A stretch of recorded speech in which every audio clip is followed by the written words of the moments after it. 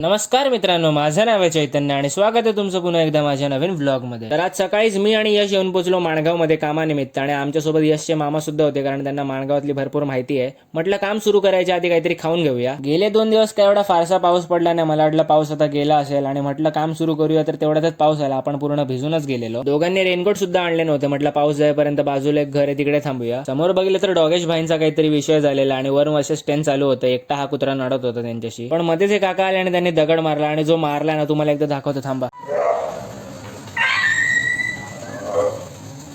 मित्रांनो, कुत्रा होता का सुनील शेट्टी होता ते आपल्याला कळलं नाही, पण ओरडला एकदम भारी आहे, अंजली।